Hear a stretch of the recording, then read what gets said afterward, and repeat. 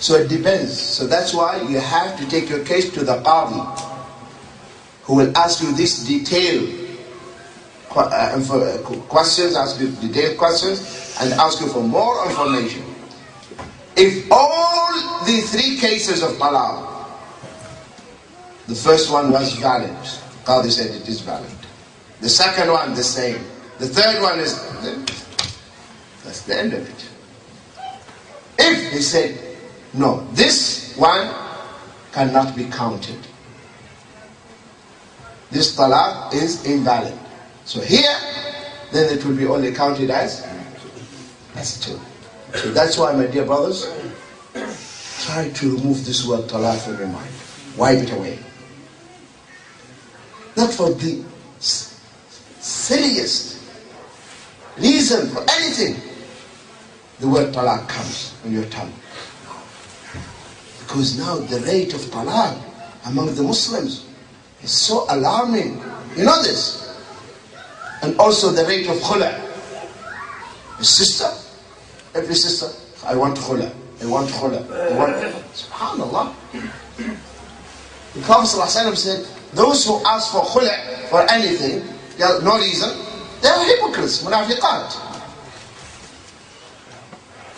In another hadith, the Prophet ﷺ said, any woman who asks for talaq with no valid reason, justified reason, she cannot smell the fragrance of the Jannah. Al-Jannatu haramun alayha. So both the brothers and the sisters, they should be matured enough. Not for any problem, the only thing they think of is the talaq. Life is not milk and honey. Life is a lot of tests, obstacles, hardships. You know this.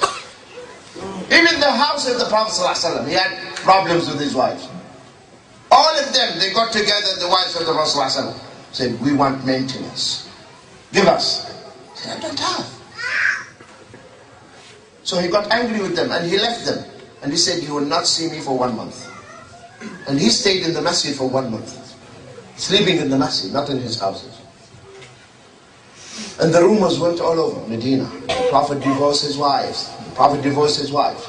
Umar came. He found his daughter Hafsa crying. He said, he divorced you? He said, I don't know. He said, how many times I told you, don't listen to Aisha. You're listening to her. See what happened to you. Aisha can say anything to the Prophet because he loves her. Aisha's father is better than your father. He said that to his daughter. Then he went to the masjid.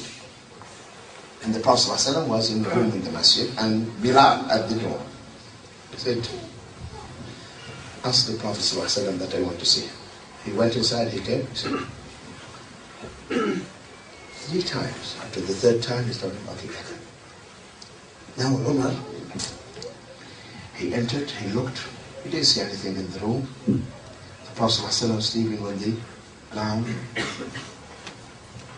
Now Umar, he wants to know, to diffuse the tension. He said, you know, Prophet of Allah, when we were in Mecca, the women could not raise their eyes up. The women in Mecca, when we were in Mecca, no woman will shout at her husband. But when we came to Medina, our women start learning from the women of the Ansar, because the Ansar are so sweet, so nice. So they started to argue with us, to shout with us. The Prophet ﷺ started to smile. Umar sat down. See? So first of all, Umar wants to make an atmosphere suitable, because he wanted to find out.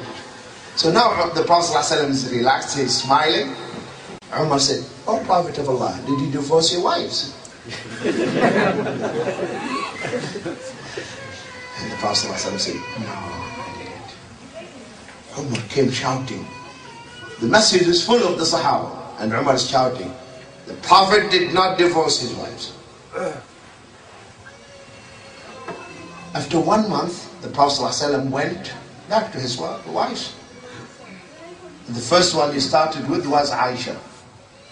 after 29 days. Aisha said, I was counting the days and the nights on my fingers. After 29 days, the Prophet came. Aisha stood at the door. Another day. We are in a hurry. You said 1 month, right? Imagine this happens to you. He is telling the Prophet another day you should wait because you said 1 month. The Prophet ﷺ said, Aisha, the month can be 30 days and 29 days. Can we have peace? Peace. Huh? Can be 30 days and can be 29 days. Imagine this happens to you and you tell your sweetheart, your wife, you will not see my face for 1 month. After 29 days, it went back. You said, another day. What will you do? You'll go for another month? So this happened in the house of the Prophet ﷺ. And one day, Safiya sent food for the Prophet ﷺ. On the day of Aisha, when the Prophet ﷺ was with Aisha. Aisha took a stone, hit the plate, broke the plate, the food fell on the ground, on the floor. The Prophet ﷺ didn't do anything. Collected the food, put it in another plate, gave it to the Sahaba. Said, eat. Your mother felt jealous. Nothing more than that. So this was happening in the house of the Prophet ﷺ. Umar ibn Khattab, you know Umar, if Umar is walking in this street, this road, the shaitan will take another way. And yet, one of the Sahaba came to complain about his wife to Umar. When he reached the door of Umar's house, he heard Umar's wife screaming at Umar, shouting, I'm not alone. This in every house it is common. Alhamdulillah. This is Umar's house, his wife is shouting. Alhamdulillah, what a relief. Then he decided to go back. Umar opened the door. Said, brother, come, what is it? No, nothing. No, please come. He said, you know, Amir Mu'mineen, I have problems with my wife. And when I reach your house, I heard her flaring up, you know. Umar said, you know, Akhi, he said, see Umar what he said. He said, you know, she cooks for me. She takes care of my children. She stitches my clothes. She looks after my horse. And he started listing all the things that he's doing. If from time to time she flares up, I have to take it. I have to overlook it. That's what life is. So unless we know that life is not something ideal, no. The reality is something. It's not that what you read in the novels, no. Headache, believe me, marital life is a headache. Yes, it is a headache. And the second wife is more headache. And the third, more headache. It's not fun, I'm telling you. It's not. This child wants this, the child, and this, and then soon you start scratching your head and you don't know what to do. So that is the reality, that's what life is. So not for the minimum thing, silly reasons. Talaq. I cannot live with you. What is this? Many sisters, they send me emails or on the palto. Sheikh, I can't cope with him. I can't stand him. If your wife says, I can't stand you, kiss her, hug her, tell her I love you.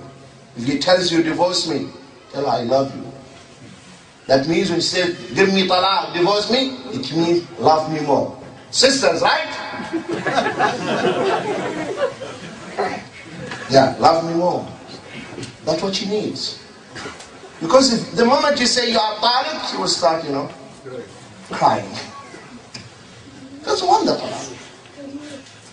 She wants you to take care of her. And sometimes she doesn't mean it when she says something.